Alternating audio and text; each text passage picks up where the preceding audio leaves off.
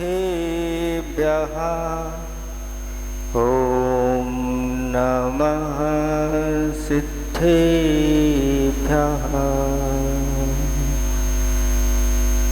निर्मल जल सामन है जिनका, चंदन से है दिव्य वचन। अक्षत सम अक्षत है श्रद्धा, सुमनों सा सुंदर है तन। नैवेद्य चरित्र ज्ञान है दीपक, बसु विधि करते धूप दहन। ध्यान सुफल है अर्घ्य समाधि, मुनिवर तुमको नित्य नमन। अनर्घ पद को पाने गुरुवर, मेरा अर्घ समर्पित है। एक जीवन क्या सौ सौ जीवन, गुरुवर तुम्हें समर्पित है। ऋषिवर तुम्हें समर्पित है। देवादिदेव 1008 कैवल्य कमलापति आदि ब्रह्मा श्री आदिनाथ भगवान की। देवादिदेव 1008 चैतन्य चमत्कारी चिंतामणि पार्श्वनाथ भगवान की। देवादिदेव 1008 वर्तमान शासन नायक महावीर भगवान की। परम पूज्य 108 आचार्य प्रवर गुरुवर श्री विद्यासागर जी महामुनिराज की। 3,9 करोड़ मुनिराजों की। हेलो, बोलिए परम पूज्य मुनिवर श्री 108 विमल सागर जी महामुनिराज की, मुनि संघ की।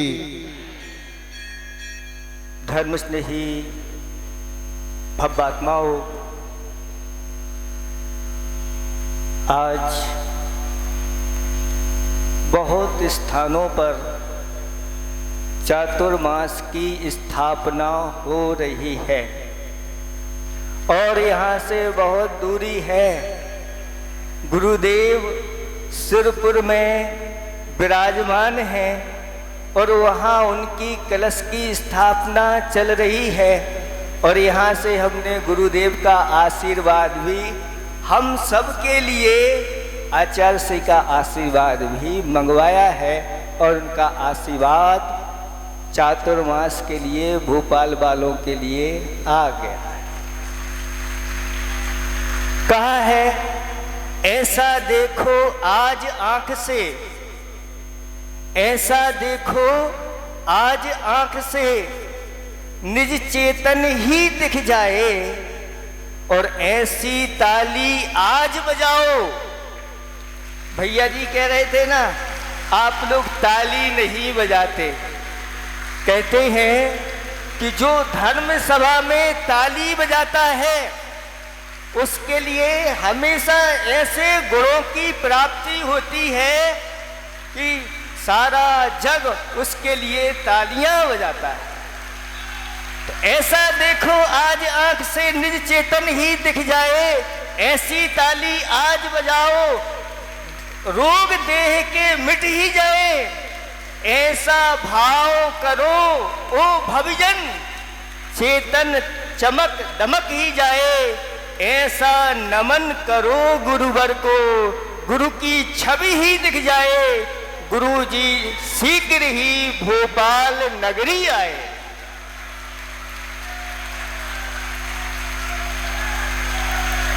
ये जो चातुर्मास आप लोगों के लिए मिल रहा है, बहुत ही आप लोग पुण्यात्मा पुरुष हैं। कैसे हैं? पुण्यात्मा है, क्योंकि जहां आचार्य भगवंत का चातुर्मास हुआ हो वो नगरी ही पुण्यात्मा की श्रेणी में आ जाती है। जैसे तीर्थंकरों का लाभ सभी जगह नहीं मिलता, ऐसे ही गुरुदेव के चरण सभी जगह नहीं रुकते।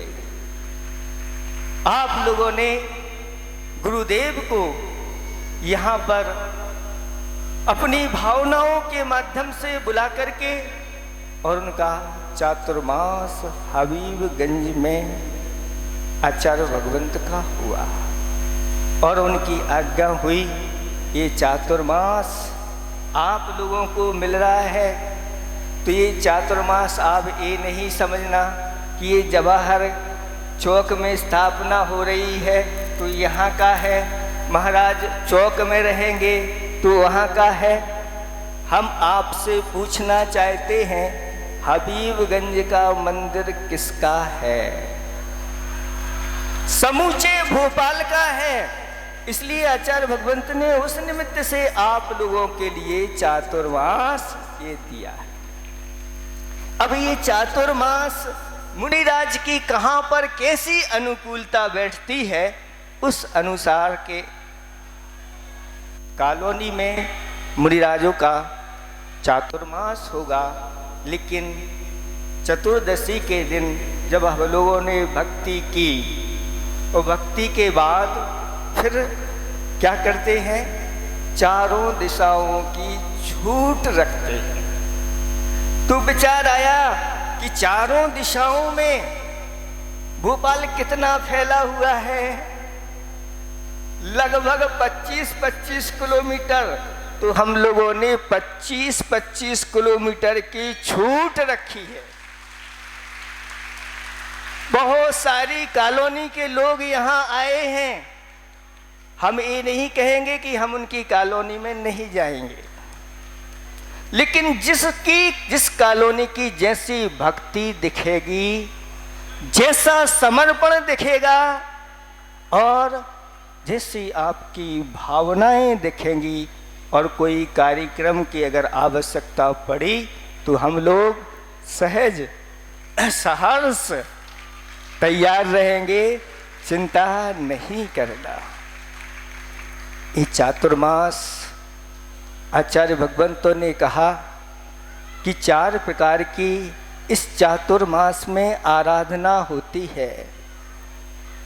वह 4 प्रकार की आराधना कौन सी है? सम्यक दर्शन, सम्यक ज्ञान, सम्यक चारित्र और सम्यक तप। ये 4 आराधनाएं, ये 4 मुनिराज आपके भोपाल में रह करके अच्छी तरह से करें। और उसी का फल स्वरूप यहाँ पर एक कलश स्थापना हो रही है। इस कलश स्थापना की क्या आवश्यकता है? कुछ लोगों के मन में ऐसा आ सकता है, क्योंकि पहले साधु लोग जंगल में स्थापना करते थे और जंगल में ही उनका चातुर्मास हो जाता था और उनकी तपस्या के माध्यम से देव लोग उनकी पूजा आदि करके चले जाते थे। ये सौभाग्य आप लोगों के लिए नहीं मिलता था, बहुत दुर्लभ था। लेकिन चूंकि ये पंचम काल है, हीन सनन है और खेत की बात है कि हम लोगों के लिए सिटी में आकर के, गाँव में आकर के, नगरों में आकर के चातुर्मास करना पड़ रहा है। लेकिन आप लोगों के लिए तो ये परम सौभाग्य की बात है कि अगर हमारे बीच में ऐसे मुनिराज चतुर्मास करें जिनके माध्यम से हम लोग निरंतर अपने पापों का क्षय करते जाएं, उनकी निजरा करते जाएं और हमारा धर्म वृद्धि को प्राप्त हो जाए और साथ साथ में पुण्य भी बढ़ता चला जाए। आप लोगों ने एक कहावत सुनी है कि एक पंथ 2 काज। ये तो लौकिक एक उक्ति है, कहावत है, लेकिन हमारे गुरुदेव हैं बहुत दूर की सोचते हैं और वही उपदेश हम लोगों को इस प्रकार से देते हैं कि एक पंथ दो काज नहीं करना, एक पंथ और कई काज। एक पंथ हो और कार्य बहुत हो जाए, ऐसे ही ये स्थापना के यहाँ पर कलश यहाँ पर विराजमान किए जाते हैं और उस कलश के माध्यम से पूरा का पूरा श्रेय वो लोग ले जाते हैं जो कलश स्थापना करते हैं। पूरी समूची 4 महीने की जो साधना होती है, उस साधना का छठा हिस्सा कलश रखने वाले को मिलता है। और साथ साथ में ये मंगल कलश भी 4 महीने एक स्थान पर रख करके, जहाँ मुनिराजों की इस प्रकार से मुख से आगम के सूत्र निकलते हैं, अच्छी भक्तियाँ निकलती हैं, मुख से मंत्र निकलते हैं, वो सारे इन कलशों के ऊपर उनका प्रभाव इस प्रकार से पड़ता रहता है। और उसके बाद वह कलशा जब तक वहाँ पर रहता है और रखने वाला जो होता है, निरंतर उसके चित्त में एक ही बात रहती है कि मैंने कलश स्थापना चातुर्मास की है। निरंतर वह अपनी लिशा को अच्छा बना करके रखता है। साथ साथ में कुछ लोगों को इस प्रकार से भ्रम होगा कि जहाँ हमारा चतुर्मास सूर्य राशि आदि का वहाँ ये जाएगा आदि आदि। एक कोई विकल्प नहीं करना, आप इससे सब निर्विकल्प हो। गुरुदेव ने कह दिया है कि जो आपका भोपाल में ऐसा भव्य जिनालय बन रहा है, अभी आप लोग देखोगे कि अभी बहुत 40-50% ही उसमें कार्य, 40% कार्य हुआ है, लेकिन वह देखने में ऐसा लगता है कि वह जैसे बड़े बाबा का मंदिर है, वैसे उसकी समानता ही रखने वाला राजधानी भोपाल में ये जिनालय अपनी यश की पताका आप सबकी फहराएगा। इसमें किसी प्रकार का कोई संशय नहीं करना। आप लोग अच्छी तरह से, जिन्होंने गुरुदेव के चरण सानिध्य में उदारता से अच्छे उदार भाव बनाए हैं, इन भावों में कभी गिरावट नहीं लाना। जैसे जैसे आपके उदार भाव बढ़ते चले जाएंगे, वैसे ही आपको पुण्यानुभूति, दानानुभूति होती चली जाती है। और ऐसे अतीत के जो कर्म वर्तमान में रुकावट डाल रहे हैं, अगर आपके भावों में रुकावट आई तो आपकी भी रुकावट वहाँ होने लगती। शास्त्रों में से बहुत सारे उदाहरण हैं, जैसे हमारे अंदर भाव होते हैं, सामने वाला वैसे ही फीलिंग करने लग जाता है। इसलिए आप अपनी फीलिंग को अच्छी मजबूत बनाइए और अच्छे ऐसे भाव बनाइए, यहाँ से गुरुदेव के पास भोपाल वालों का अच्छा ऐसा समाचार जाए, गुरुदेव कहें कि हाँ, यहीं से हमारा एक हाथ से नहीं, दोनों हाथों से आशीर्वाद। ये चातुर्मास 4 प्रकार की आप लोगों के लिए कलाएं सिखाएगा। सबसे पहले आप अपने आहार को संभालिए। जैसे ही चातुर्मास लग जाता है और श्रावक गण रात्रि में 4 प्रकार के अन्न जल का त्याग कर देते हैं। जीवों की प्रार्थना बहुत ज़्यादा होने के कारण से रात्रि में भोजन आदि नहीं करते, अभक्ष का भक्षण छोड़ देते हैं, हरी पत्तियां खाना छोड़ देते हैं, यहाँ तक कि एक आसन करने लगते हैं। बुंदेलखंड में एक कहावत है, जब कुंवार का महीना आता है तो कहते हैं कुंवार मास के 2 पखवाड़े, यतन यतन से काढ़ो प्यारे, और कार्तिक में जब होए दिवारी तो बड़े प्रेम से करो ब्यारी। मतलब इसका अर्थ है कि कार्तिक के पहले पहले एकासन चलता है श्रावकों का, और फिर जैसे ही दिवाली हो जाती है तो फिर ब्यारी यानी शाम का भोजन करते हैं। ये हमारी जैन संस्कृति है, जैन पद्धति है। और अगर इसमें अपना आहार नहीं संभाला तो फिर क्या होगा आप स्वयं समझ सकते हैं। आहार के साथ साथ फिर आहार शुद्धि तो चाहिए ही है, विहार की शुद्धि भी होना चाहिए। जो श्रावक होते हैं अब ज्यादा लंबा चौड़ा व्यापार चातुर्मास में नहीं करते। चातुर्मास के पहले जो कुछ करना है इकट्ठा कर लिया, फिर निकालते रहते हैं, आना जाना नहीं। धर्म के निमित्त से जाने के लिए कभी मना नहीं। शुद्धि भी, विहार शुद्धि भी और व्यवहार शुद्धि भी होना चाहिए और व्यापार शुद्धि भी होना चाहिए। इन सारी शुद्धियों के साथ अपना तालमेल बैठेगा। ये चातुर्मास है, इन चातुर्मास में आप सबको अपनी इन 4 कसाओं को, है ना, बढ़ाना नहीं है। क्या करना है? डाउन रखना है।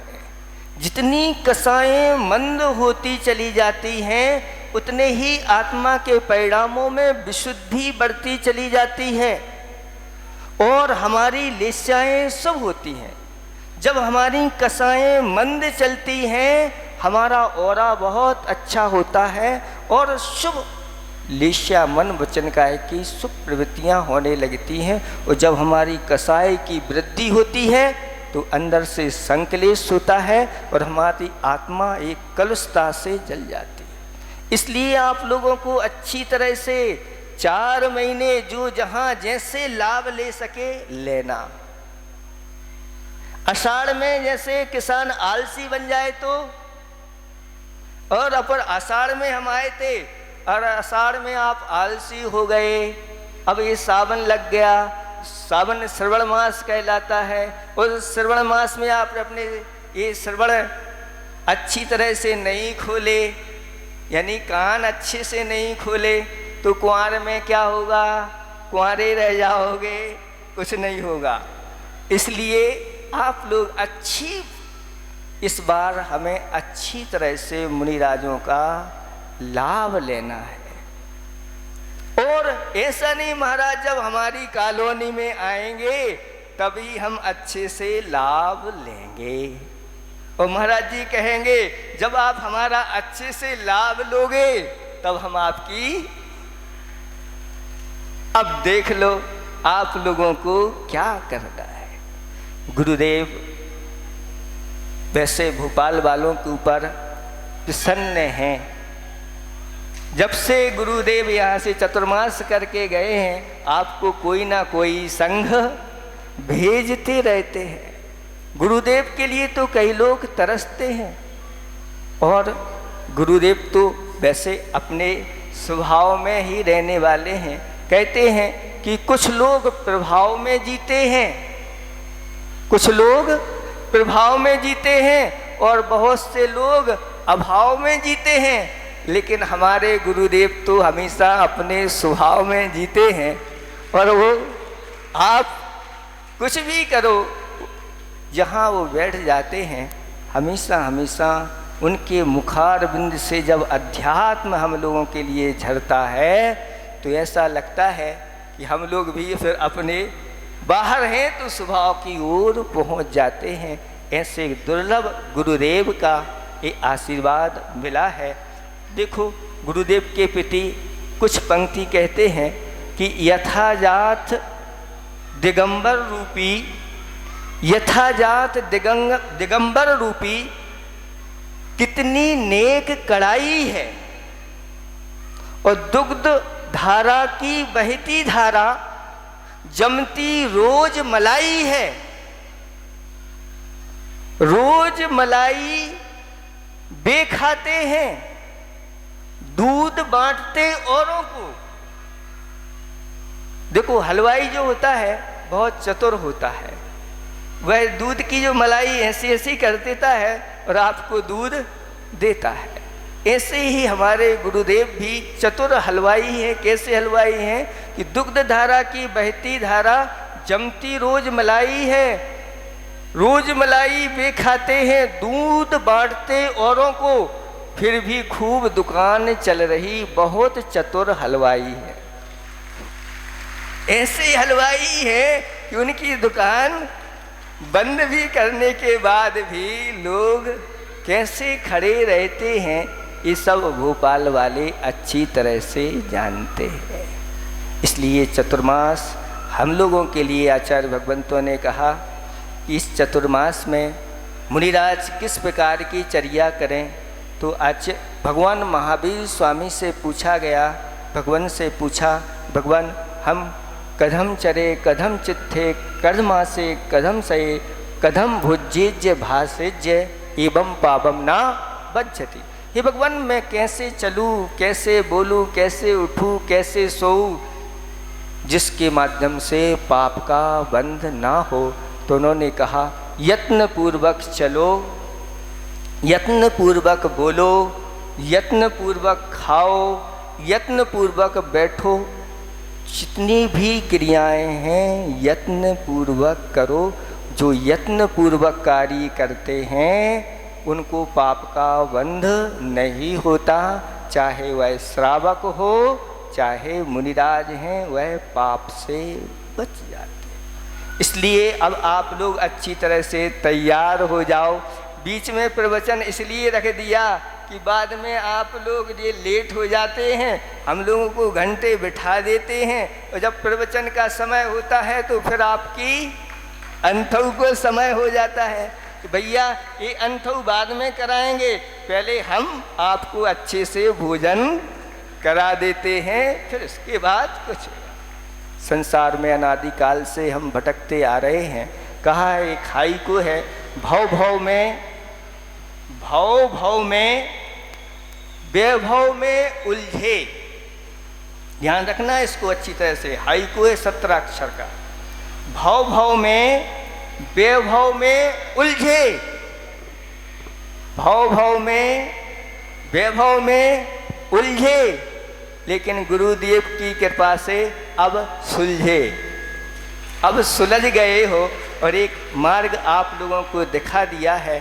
बहुत सारे ऐसे लोग हैं, शास्त्रों में कथन है, इतना उन्होंने जोड़ा, इतना जोड़ा कि अनेक जोड़े तैयार करके एक तहखाने में सोने के जोड़े, शास्त्रों में वर्णन आता है, सोने के हाथी, सोने के घोड़े और सोने के यक्ष यक्षिणी मयूर आदि अनेक प्रकार के सोने के तैयार किए और उसमें रत्न जड़ाए, और रत्न जड़ा करके और एक मात्र वहाँ पर एक बैल खड़ा हुआ था।